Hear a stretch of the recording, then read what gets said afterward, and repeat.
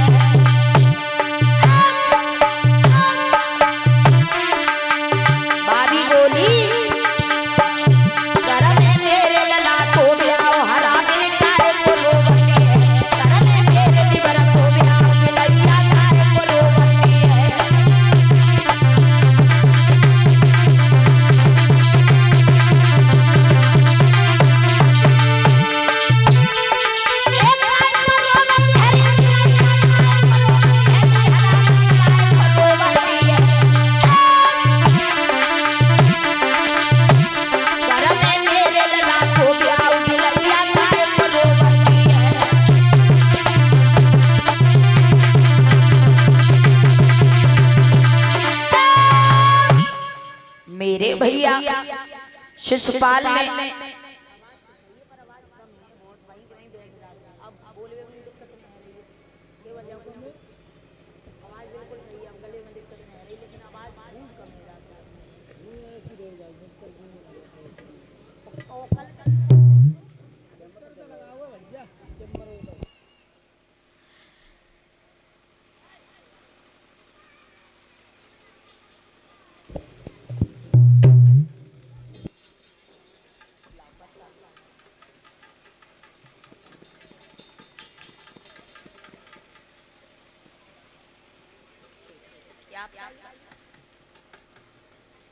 और ये 1100 रुपए शिवम यादव मैन बोझ से भंडारे में दान कर रहे हैं और नोटों की माला पहना करके विदाई में हमें सम्मान कर रहे हैं। 50-50 रुपए से हमारे पूरे स्टाफ को सम्मान कर रहे हैं हमारे शिवम यादव भैया मैन बोझ के निवासी। इनके लिए बहुत बहुत धन्यवाद। धर्म के क्षेत्र में आगे बढ़े, समाज में सम्मान मिले, हाथों में लक्ष्मी वास करे, प्रभु से यही आशा विलासा है। बोलिए सच्चे दरबार की।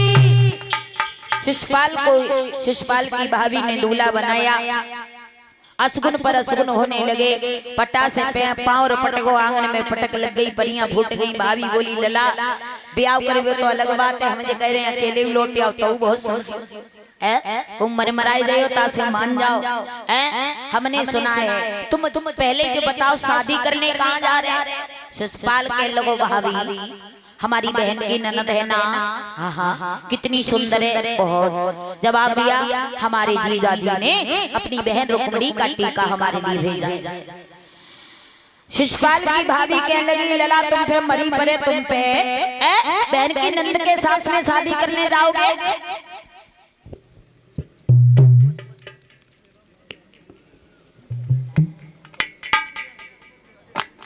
और ये हमारे शिवम भैया इनकी बहन जी के सुपुत्र, ये हमें नोटों की माला से 50-50 रुपए से पूरे स्टाफ को विदाई में सम्मान कर रहे हैं।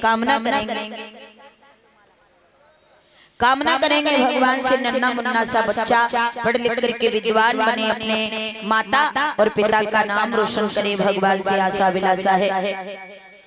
भाभी कहने लगी लला बहन की नंद के साथ में शादी करने जा रहे हो, तुम्हें शर्म आनी चाहिए। वो कौन लगी कौन लगी? देवी। जवाब दिया भाभी ऐसी देवियां देखी जाए तो शादियां होना बंद हो जाए, दूल्हा बनाओ हमें जल्दी। हमने ऐसा सुना है कि वहाँ कन्हैया भी आ रहे हैं। शिषपाल कहने लगा भाभी कन्हैया आएगा तो मेरा क्या करेगा, मैं जाऊंगा शादी करने। सुन भाभी के बहन उठी तन में ज्वाला, और हम जाए उसी के पास आनंद को लाला। जल्दी दूल्हा बना दे, देर नहीं कर भैया। भाभी ने मोहर रखा सर पे और तैयार किया, हाथ में शीशा दो, कहीं लला देख लो तैयार है देखे नहीं। शिषपाल ने देखो के लोगो भाभी हमें लग रही है तुम नहीं चाह रही के देवर को ब्याह है। एक आंख में गजरा लगायो, एक आंख में नहीं लगायो, जल्दी लगाओ। भाभी ने दूसरी आंख में भी काजल लगाया, काजल लागी देन भूप के नैन दिखाई दो बट्टा, कुछ ठाड़ी गा रही गीत मचाए रही गुइया बट्टा। तुम धर दो मोहर उतार रही उच्चार करो मत सट्टा, वहां दुई दूल्हा एक नार पड़ेगो रट्टा। मान जा लगा काय को मरवे के पंख जमे, नहीं माना शिषपाल। कहने लगा भाभी जाएंगे तो शादी करके ही आएंगे, रुक्मिणी को संग लेके ही आएंगे, चिंता न करो। नहीं माना भाभी ने, मजबूर होके दूल्हा बना दिया शिषपाल। दूल्हा बन करके घोड़े पे सवार हुआ। भाभी बोली लड़ा जाए तो रहे हो, हमें चिंता एक ही बात की है, काय की सुनो कि अरे नहीं मिलेगी रुक्मिणी प्यारी,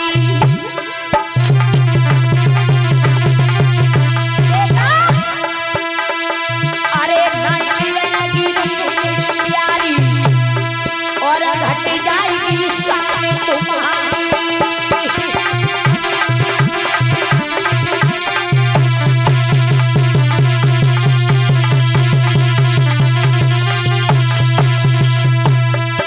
ताई से समझा रही हूँ मान जा रे मान जा, लेकिन कहाँ मानने वालों तो हाँ, बाकी तो मौत मर रही लला। अरे और वहाँ पे नातेदारी, बेटा पुरानी रिश्तेदारी है, बड़ी फलीयतें है, जाके मान जा। अरे वहाँ पे नातेदारी, बेटा फलीयतें होए तुम्हारी।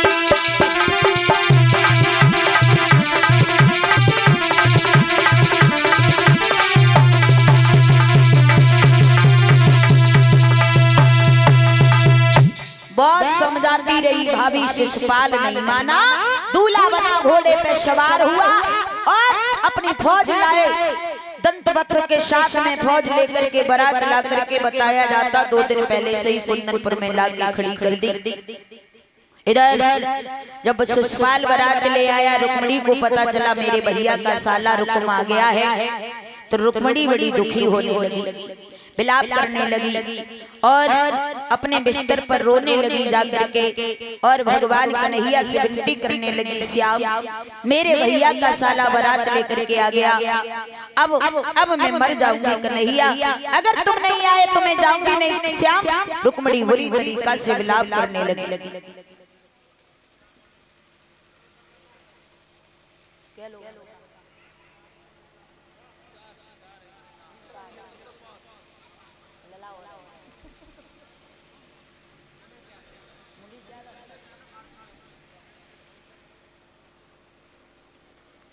और इसी बीच में मुनीश यादव ये हमें 500 रुपए से पूरे स्टाफ को 100 रुपए से विदाई में सम्मान कर रहे हैं।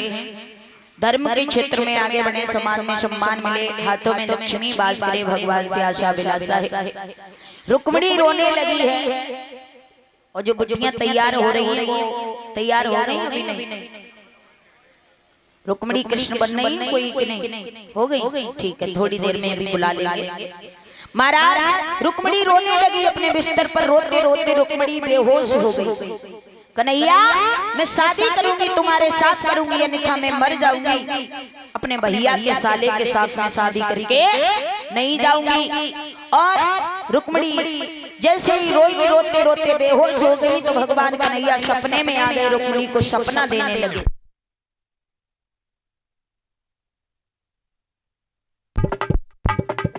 रुक्मिणी को भगवान ने सपना दिया और एक बात कही, क्या बोले भगवान कन्हैया?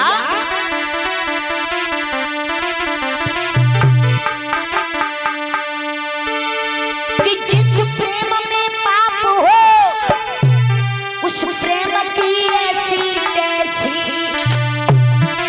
और जो यार दगाबाज हो यार की ऐसी तैसी, जो यार दगाबाज हो यार की ऐसी तैसी।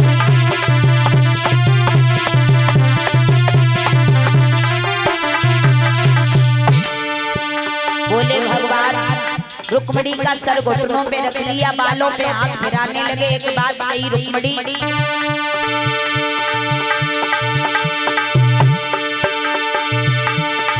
गोदी में बिठाई थी, घनश्याम से कहने लगे,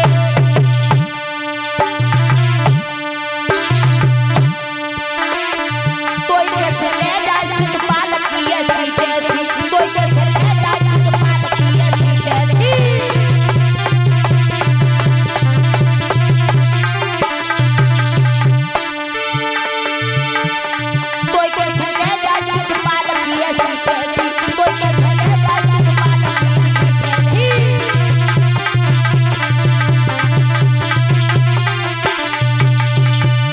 मेरे भव श्रोता, भगवान कन्हैया ने रुक्मणी को सपना दिया और कहा, रुक्मणी तुम चिंता नहीं करो, शिशुपाल क्या शिशुपाल के बाप भी आ जाए पर तुम्हें नहीं ले जा पाएंगे। आप एक काम कर देना, कलश वाली जितनी बहनाएं हैं सब उठ के खड़ी हो जाए। कलश वाली बहनाएं और जो कथा मालिक यज्ञपति, उनके तीनों भाई और उनकी तीनों धर्मपत्नियां, जो तीनों भाइयों हैं वो सब आ जाएं, सम्मान करेंगे भैया।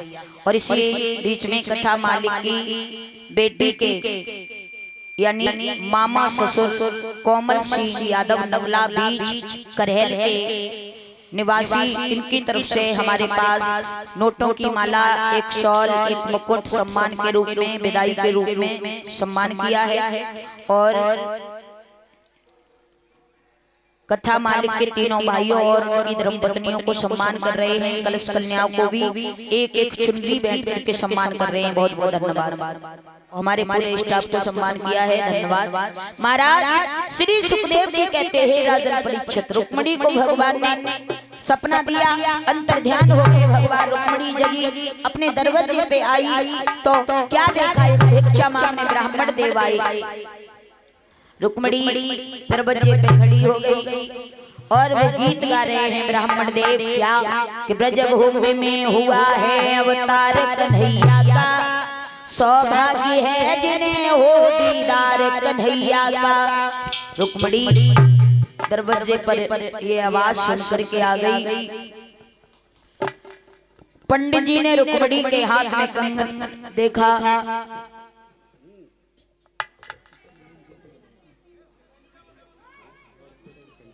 और इसी बीच में शिवम भैया बुआ जी नोटों की माला से विदाई में सम्मान कर रही हैं। बहुत बहुत धन्यवाद भैया। आज उसी समय रुक्मणी के हाथ में कंगन देखा, पंडित जी सोचने लगे, जा घर में बिटिया को ब्याह है, दक्षिणा बहुत बढ़िया मिलेगी। कहा बेटी दक्षिणा ला। रुक्मणी बोली, महाराज किसकी खुशी में? तो कहा आज तो त्याई घर में त्याई शादी है। रुक्मणी बोली, शादी आदि कुछ नहीं, बस जिंदगी की बर्बादी है पंडित जी। मतलब ये है, मेरा भैया मेरी शादी अपने साले के साथ में कर रहा है, मैं शादी नहीं करूंगी, मैं मर जाऊंगी। क्यों? जवाब दिया, शादी करूंगी तो द्वारकाधीश भगवान कन्हैया के साथ में ही करूंगी।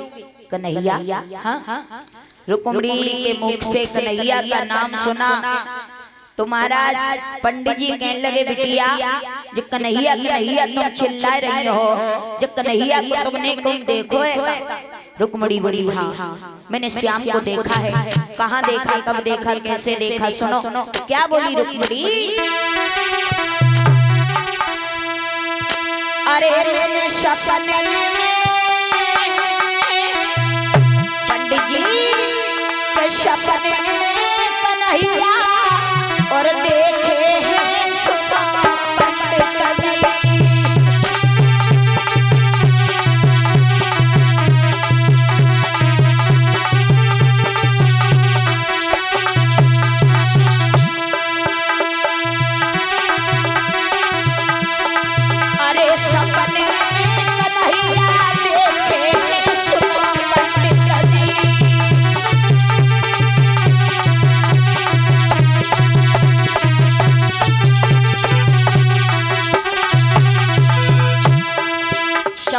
देखो हमने इस कन्हैया। पंडित जी कहने लगे कलश वाली बिटिया सब खड़ी हो जाओ। पंडित जी कहने लगे बिटिया देखो है तो कुछ कहे क्यों गए हुए वे तो बात उचित वही हुई। हाँ क्या हुई सुनो।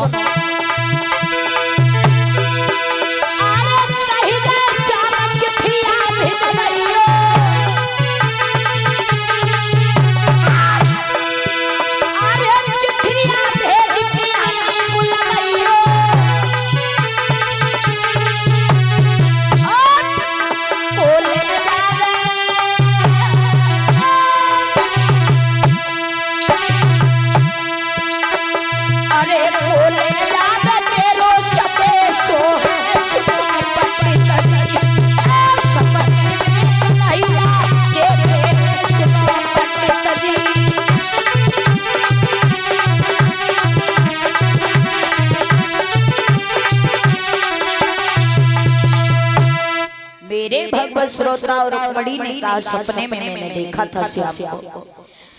पंडित जी कहने लगे जेले हमें पूरो जीवन है वो कन्हैया को नाम लेते लेकिन हमें आप तक कबहू दिखाई नहीं दई। जो कल बटरिया पैदा वही जाए दिखाई दे नहीं। बताओ जहाँ से बतलाई हो गए बिटिया अगर इतनी ऐसी बात है तो पत्र लिख दो कन्हैया के लिए और कन्हैया के लिए भेज दो। जब आ जाए तब चली जाए। रुक्मणी ने कही पंडित जी पत्र तो लिखने पर ले जाए वे वालों कोई नहीं है तुम ही ना हमारो पत्र कन्हैया तक पहुँचाए दे। ए पंडित जी कहने लगे बिटिया बस करो बस करो। हाँ हम पहुंचाए दिए बुढ़ापे को शरीर है। 2 कदम रास्ता नहीं चली जाते है हाल सांस उखड़ पड़ते है और तुम कह रही 750 कोस द्वारिका नगरिया हम कैसे जा पाए हमें माफ कर दियो बिटिया। रुक्मणी कहने लगी तो कोई बात नहीं अभी जा रही हूँ फांसी का फंदा डाल के लटक जाऊंगा। पंडित जी सोचने लगे कोई बिटिया महाराज के घर को मर गई तो बड़ी दुख वाली बात है। कई बिटिया अगर ऐसी बात है तो चिंता नहीं करो तुम पत्र लिख दो चांद तक होगा हम कोशिश करेंगे तुम्हारा पत्र पहुंचाने की। रुक्मणी ने पंडित जी के कहने पर आंगन में बैठ के रो रो करके आज मुरली मनोहर श्याम सुंदर के लिए पत्र लिखा है।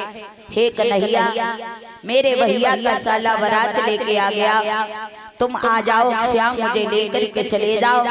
अगर तुम नहीं आए कन्हैया तो ये रुक्मणी मर जाएगी पर अपने भैया के साले के साथ में शादी करके नहीं जाएगी। रो रो करके रुक्मणी ने पत्र लिखा लिख करके पंडित जी को दिया और पंडित जी के हाथों में पत्र दिया और एक बात कही रुक्मणी ने ब्राह्मण देव ले जाओ मेरा पत्र और हमारे कन्हैया से कह देना। क्या बोली रुक्मणी